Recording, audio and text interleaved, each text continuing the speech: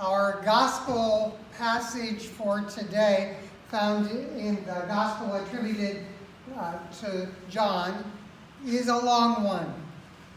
And reading it again in preparation for the sharing of the message today brought back a lot of memories from when I heard it as a child and the various times that I've heard it again ever since I have become more adult-like or claim to be adult-like in my faith.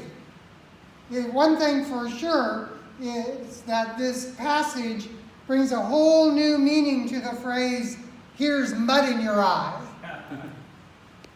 My childhood perspective that I was in the course of reacting to this passage was basically summed up in one word: you.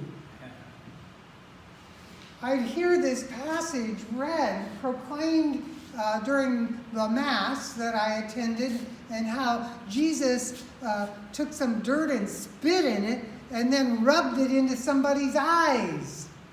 Ew, I thought.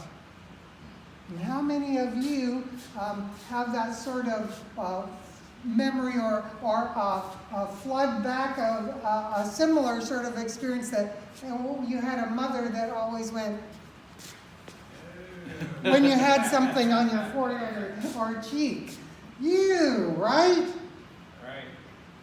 Well, if we get stuck in this idea of, oh, that's kind of gross kind of experience, we tend to get sidetracked from the real meaning of the passage. We're missing the point if we don't get past that you kind of experience. I mean, the fact that someone was born blind and then somehow miraculously was able to gain their sight is a pretty incredible thing, is it not? I'm sorry, is it not? I know there are only a few of you here, but work with me. And I did hear you from home, okay? It seems like those folks in the passage, however, got sidetracked as well. Some of them were caught up in the idea of wanting to figure out who was to blame for this thing that had happened. And other people were caught up in the understanding, once he was able to see, about not being able to believe it.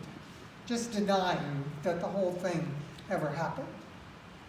And then there were other folks, according to the passage, that got caught up in the talking about it, and the talking about it some more.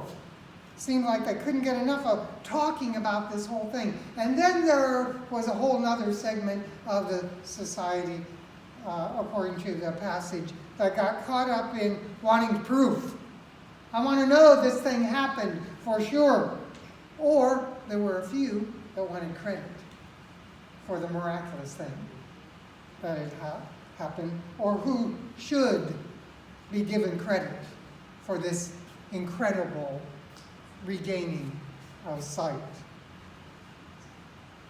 Well, thank goodness, none of us, or the people that we know, are like any of those people.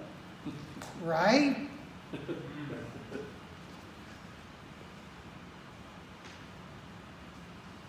Jesus,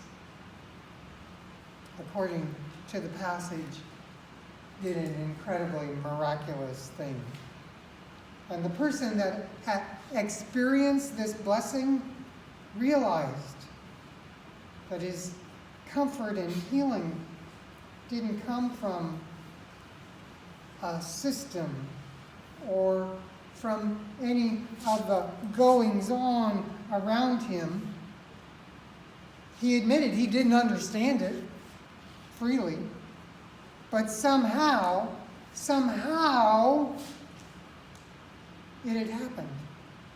And all he could say was, well, Jesus did this. And then I wasn't able to see, but now I see. That's the only thing I can say about it, the only thing that I understand. And then he went on to tell those people that were doing all that talking, doing all that disbelieving or wanting the credit or wanting to assign credit or any of those other things. And he said, all I know is that Jesus must be from God, because Jesus wouldn't have been able to do this if he wasn't from God. He's not able to do anything like this. The person that was born blind in the passage has valuable insight for us to learn from, I think. That was the only person for sure in the passage that realized he had been sent into the pool to receive the healing that he needed. Not to just wash off that ewy mud and saliva from his eyes, but so that he could really see things, so that he could believe who Jesus was. What do you need healing for today? What do you need healing for today? What do we as a people in the midst of a pandemic need healing from today? Yes, there is a virus assaulting us physically. Yes, it's threatening the very fabric of our society and how we normally would relate to one another. The question for us today, I think, inspired by this passage is, will we give in to the tendency to try to blame somebody for what's going on? Or to doubt? Or to talk about it and talk about it and talk about it? Or demand somehow the proof, or be anxious to get credit for the healings that happen? Or will we choose to open our eyes today? Open our eyes to the shepherd that wants to lead us beside still water, peaceful water, so that our souls can be restored in the midst of not only the physical disease that is going on around us, but the dis-ease that it is causing us emotionally and spiritually. This valley that we are walking through might be dark, but there is one who wants to comfort our fears and will provide for us abundantly all our days, if we are to believe the psalmist. For some reason, we have been sent into this pandemic and its effects. If we think about what it is that we are experiencing now in relationship to what that blind person experienced in the gospel, we might be able to change our perspective a bit to realize that this isn't something that is happening to us, but something that has been given to us for a particular reason. Let's begin to see, really see, and allow Jesus to open our eyes so that we can see what is important here in the midst of this disease.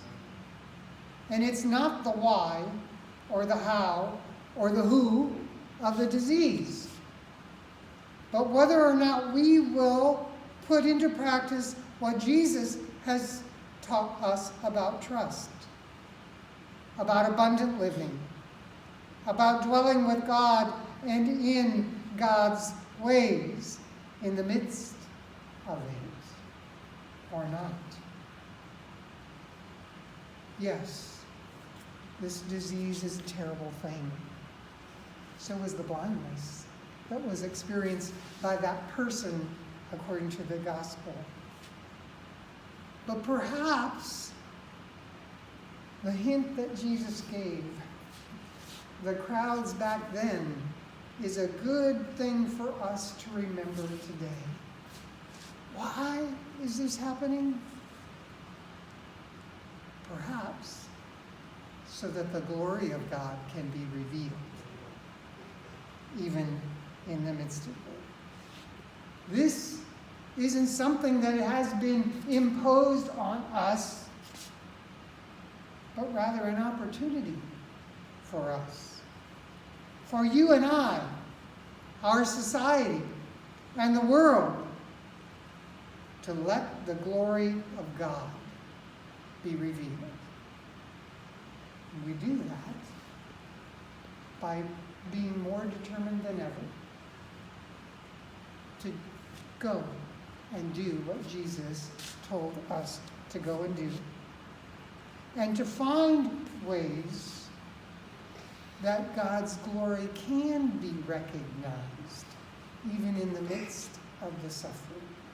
To hold on to the promise of sight, new insight, not just spiritual, not just physical insight, but spiritual insight for each of us and for all of us that will come through this challenge.